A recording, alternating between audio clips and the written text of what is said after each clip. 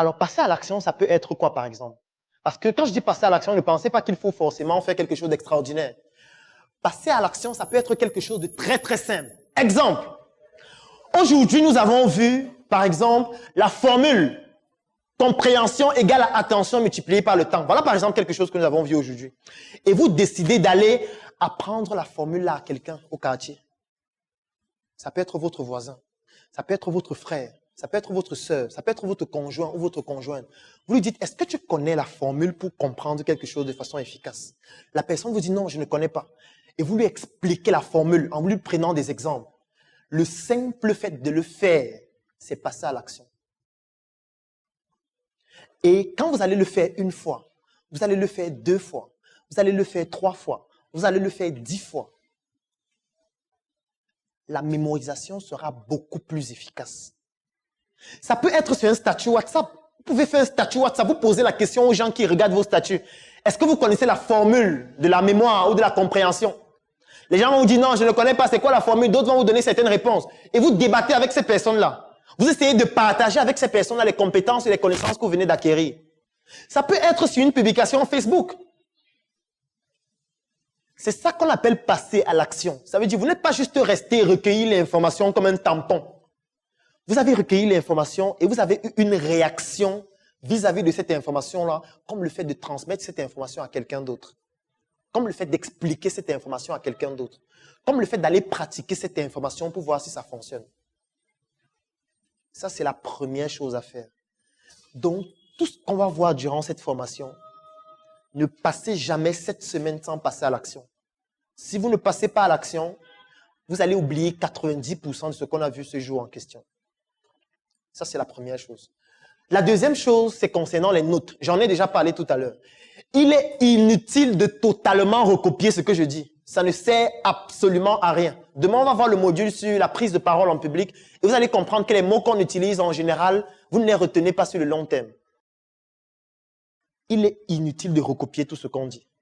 Ce qu'il est question de faire, c'est de prendre des notes précises concernant des concepts bien particuliers qu'on est en train d'expliquer et qui sont importants pour comprendre la suite et comprendre les autres notions.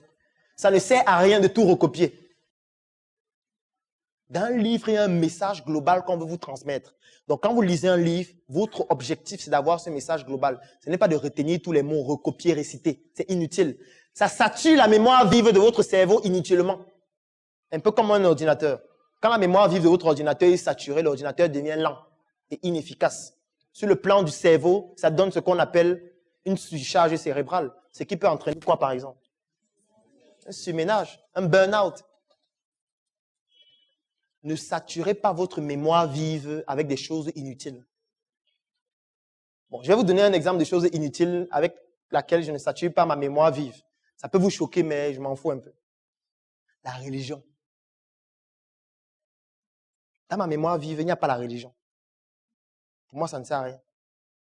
C'est pour moi, ce n'est pas pour vous. On n'a pas le même cerveau. Parce que c'est important ce que je suis en train de dire là maintenant. On n'a pas le même cerveau. On n'a pas la même expérience du divin. On n'a pas le même patrimoine génétique. On n'a pas grandi dans le même environnement. On n'a pas vécu les mêmes expériences.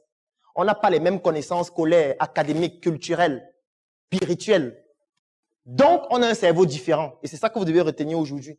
Chacun de nous a un cerveau unique et qu'on ne peut pas reproduire. Même un jumeau homozygote avec son jumeau, ils n'ont pas le même cerveau. C'est-à-dire que le patrimoine génétique qui représente 50%, l'environnement dans lequel vous avez grandi qui représente 25%, et les connaissances que vous avez acquises qui représentent 25%, font de votre cerveau une entité unique. Donc, n'essayez pas de reproduire ce que quelqu'un d'autre fait. Il ne faut jamais le faire. Ça ne va pas forcément fonctionner avec vous. Ce n'est pas parce que quelqu'un dit, moi je dors seulement 2 heures par nuit, que vous allez commencer à dire, non, il faut que je fasse aussi les efforts. Je dois aussi dormir 2 heures. Non, ce n'est pas efficace. Vous n'avez pas le même appétit de sommeil. Il y a des gens qui ont besoin de dormir longtemps. Il y a des gens qui dorment que 2 heures de temps, mais le reste de la journée, ils ne font rien, ils regardent la télé. Donc même le fait de dormir 2 heures ne les aide à rien. Vous pouvez dormir longtemps, mais le peu de temps que vous mettez pour travailler, vous avez une attention de 100% et vous capitalisez mieux sur le